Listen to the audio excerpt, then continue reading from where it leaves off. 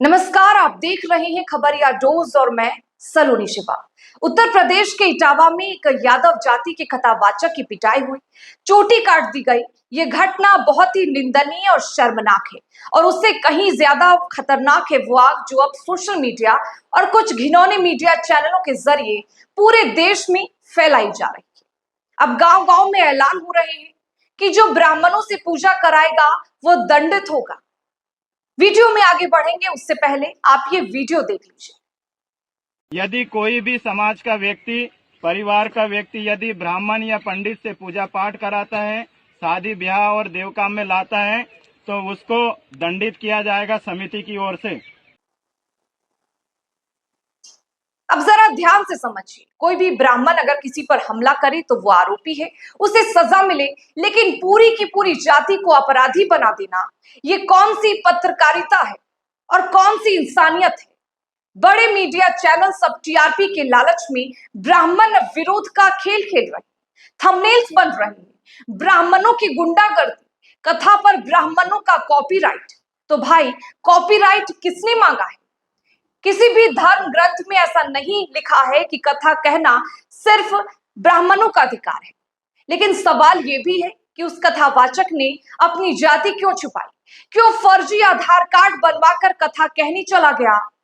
अगर गर्व से कह रहे हो कि आप यादव हो और कथावाचक हो तो पहले दिन से क्यों नहीं बताया। आज ये मुद्दा सिर्फ एक कथावाचक की पिटाई का नहीं है, ये जातियों के बीच नफरत फैलाने की खुली साजिश है और इस साजिश के सूत्रधार हैं वे नेता जो जाति के नाम पर आग भड़का रहे हैं और उस पर अपनी राजनीतिक रोटियां भी सेक रहे हैं, और वे मीडिया चैनल्स भी जो खुद को निष्पक्ष बताते हैं लेकिन थंबनेल में आग लगा देते हैं।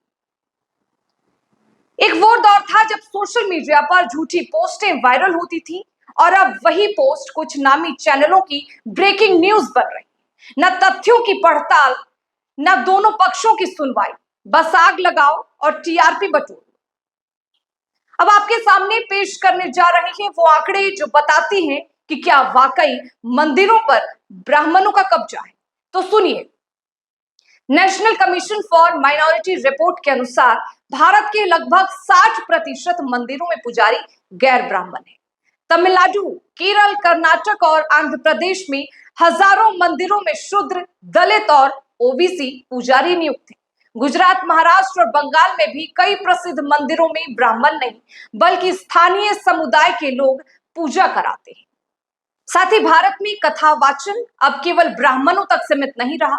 समाज की हर वर्ग, हर जाति से श्रद्धा, भक्ति और ज्ञान लेकर इस मंच पर लोग आए हैं और जनता ने उन्हें खुले दिल से अपनाया है। आज कथा सुनाने वाला कौन है, उससे ज्यादा अहम यह है कि वो क्या कह रहा है, और इसका सबसे जीवंत उदाहरण है मुरारी बाबा। जी हाँ, ना वे ब्राह्मण है, ना किसी विशेष जाति से पहचान गढ़ी है, लेकिन फिर भी हर जाति, हर वर्ग के लोग उन्हें सदगुरु, बापू और कथा विशारद कहकर सम्मान देते हैं। तो अब सबसे बड़ा सवाल उठता है कि किस ब्राह्मणवाद की बात हो रही है। अब ये ब्राह्मणवाद का झूठा राग क्यों अलापा जा रहा है, और उन यादव कथावाचकों को ये किसने हक दे दिया कि फर्जी कथावाचक बनकर कथा किया जाए। ध्यान दीजिए, ये मुद्दा धार्मिक है ही नहीं, राजनीतिक है। एक वर्ग जो अब तक आरक्षण के दम पर सत्ता और सुविधा भोगता आया है, वो अब धर्म में भी आरक्षण चाहता है।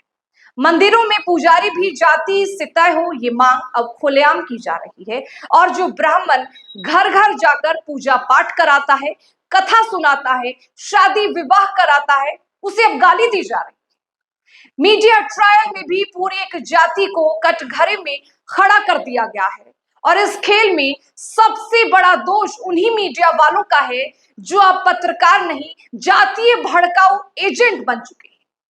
थोड़ी भी शर्म बाकी है तो पत्रकारिता की लाश पर टीआरपी का नाच बंद करो। जातिवाद की आग में धर्म को जलाने की ये कोशिश बंद करो। पहले से ही आरक्षण की मार और अब ये ब्राह्मणों का सरेआम तिरस्कार, क्योंकि ये सिर्फ ब्राह्मण का अपमान नहीं है, ये भारतीय सनातन परंपरा का चीरहरण है।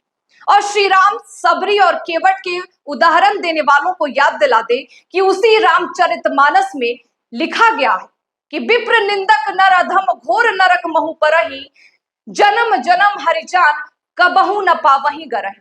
अर्थात जो व्यक्ति ब्राह्मण की निंदा करता है वह घोर नरक में गिरता है।